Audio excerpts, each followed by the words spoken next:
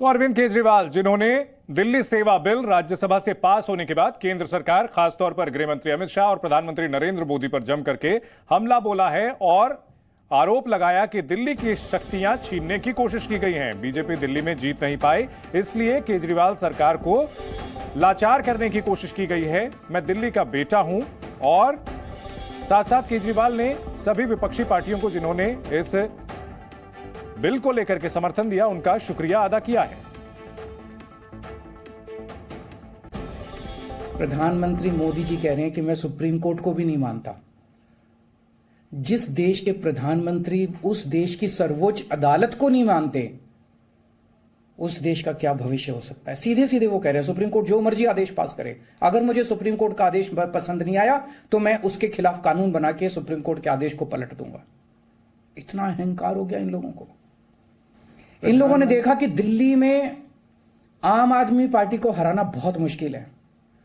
पिछले 4 चुनाव सीधे सीधे 2013 में, 2015 में, 2020 में और उसके बाद एमसीडी का चुनाव, सीधे सीधे 4 चुनाव बीजेपी आम आदमी पार्टी से दिल्ली में हार गई। दिल्ली के अंदर 25 साल से ज्यादा हो गए अब बीजेपी की सरकार नहीं बनी है। 25 साल से इनको वनवास दिल्ली के लोगों ने दिया हुआ है। तो इनको लगा कि आम आदमी पार्टी को हराना मुश्किल है, तो इन्होंने चोर दरवाजे से, पीछे से चोर दरवाजे से इन्होंने दिल्ली की सत्ता को हथियाने की कोशिश की है।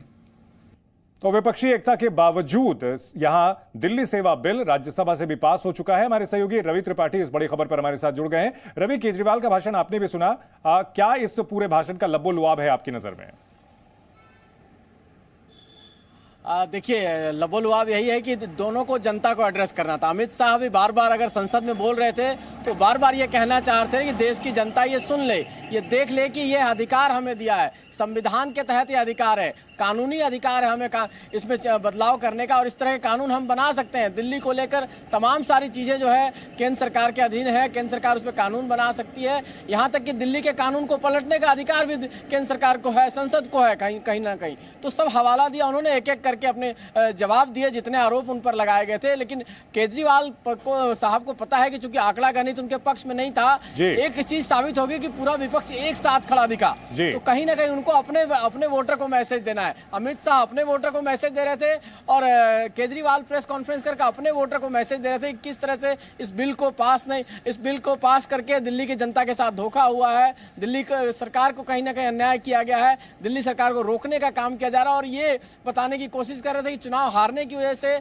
जबरदस्ती कहीं ना कहीं केंद्र सरकार इस तरह की चीजें ला रही है। तो दोनों अपने अपने वोटर को एड्रेस करने वाली बात है। लेकिन देखिए, जो आंकड़ा होता है चुनाव में, चाहे वो संसद में, आंकड़ा मायने रखता है। आंकड़ा सरकार के साथ था, सरकार के पक्ष में था, इसलिए वो बिल पास करा के ले गए। और आंकड़ा केजरीवाल के पास नहीं है, जनता उनके साथ अगर दिल्ली की है तो जनता की अदालत में जाएंगे। अब 2024 का चुनाव है और बड़ा इंटरेस्टिंग है। अगर दिल्ली की बात करें तो बहुत इंटरेस्टिंग है।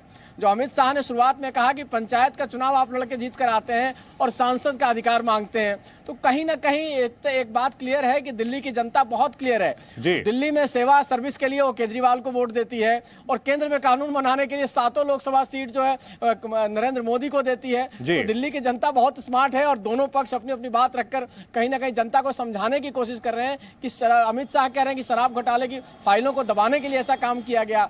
ये बताना चाह रहे हैं कि जनता के साथ अन्याय हुआ, इससे दिल्ली की जनता के साथ कई सारे इंजस्टिस हो जाएंगे, उनका सेवा मैं नहीं कर पाऊंगा, कुछ सर्विस नहीं कर पाऊंगा। ये जनता को समझाने की कोशिश है और दोनों पक्ष अपना अपना समझाएंगे जब तक वोटिंग नहीं होती।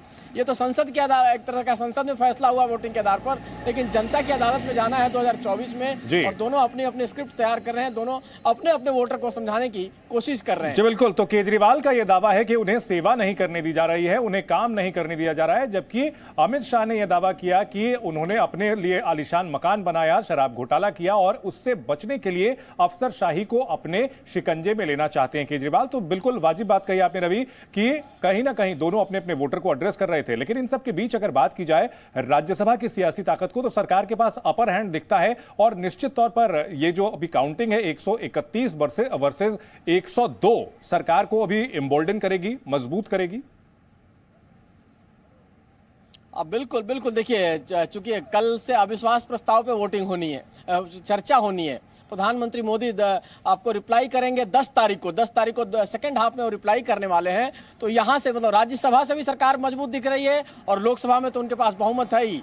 तो कहीं ना कहीं जनता की अदालत में भी मजबूती दिखती है कि सरकार मजबूती के साथ खड़ी है, उसको कोई दिक्कत नहीं है और बहुमत साबित करता है कि राज्यसभा में भी आप बहुमत में हैं।